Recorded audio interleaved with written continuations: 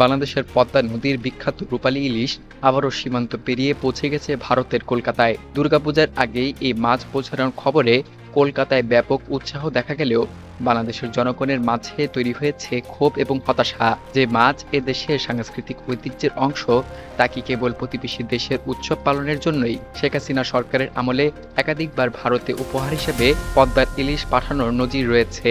প্রতিবেশী দেশের সঙ্গে সম্পর্ক ভালো রাখতে দেশের মূল্যবান সম্পদ এভাবে বিলিয়ে দেওয়ার বিষয়টি বরাবর সমালোচিত হয়ে এসেছে।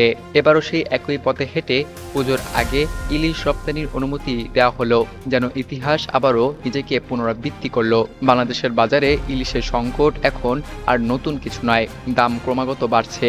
সাধারণ মানুষের ক্রয় ক্ষমতার বাইরে চলে গেছে এই মাছ, অথচ সেই একই সময়ে ভারতে রপ্তানির জন্য বরাদ্দ দেওয়া হলো 1200 মেট্রিক টন ইলিশ। এই সিদ্ধান্ত কতটা যৌক্তিক, সেটাই এখন বড় প্রশ্ন। প্রথম চালানে ইতোমধ্যেই প্রায় 37 মেট্রিক টন ইলিশ পৌঁছে গেছে কলকাতায়। আগামী 5 অক্টোবরের মধ্যে বাকি মাছ সরবরাহ করার নির্দেশনা রয়েছে। এই অল্প সময়ের মধ্যে এত বিশাল পরিমাণ মাছ ধরা এবং পাঠানো মানে জেলেদের উপর বাড়তি চাপ, যার প্রভাব পড়বে প্রাকৃতিক পরিবেশ এবং মাছের প্রজনন মৌসুমেও। পাইকারি বাজারে পদ্মার ইলিশের দাম উঠেছে কেজি প্রতি 1400 থেকে 1600 টাকা। খুচরা বাজারে দাম আরও চড়া।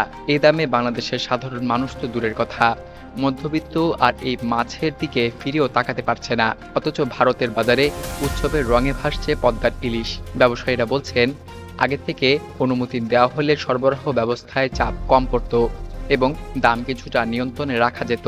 এখন সবকিছু হচ্ছে তড়িঘড়ি করে, যার ফলে জেলেরা, ব্যবসায়ীরা এবং সাধারণ ক্রেতারা সবাই ক্ষতিগ্রস্ত। প্রশ্ন হচ্ছে, পরিকল্পনা ছাড়াই কেন এমন সিদ্ধান্ত নেওয়া হলো? বাংলাদেশের সাধারণ মানুষের প্রশ্ন, পদ্মার ইলিশ কি এখন শুধু রপ্তানির পণ্য?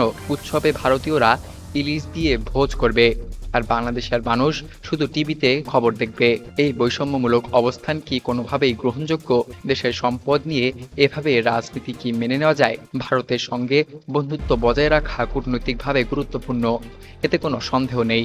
কিন্তু সেই বন্ধুত্ব যদি হয় দেশের জনগণের অধিকার বিসর্জন দিয়ে, তবে তা কূটনীতি নয়, আত্মবিক্রয়। পদ্মার ইলিশ এখন হয়ে উঠেছে রাজনৈতিক অনুকম্পার প্রতীক। জাতীয় সম্পদের মর্যাদা যেন হারিয়ে ফেলেছে এই মাছ। পদ্মার ইলিশ এখন কলকাতার বাজারে, বাংলাদেশের বাজারে শুধু দাম আর অনুপস্থিতি। এই পরিস্থিতিতে উৎসবকার আর ক্ষোভকার তা আলাদা করে বোঝার দরকার নেই। সরকারের উচিত ছিল দেশের জনগণের প্রয়োজন মিটিয়ে তারপর রপ্তানির সিদ্ধান্ত নেওয়া, কিন্তু সে ভাবনা সম্ভবত গুরুত্ব পায়নি।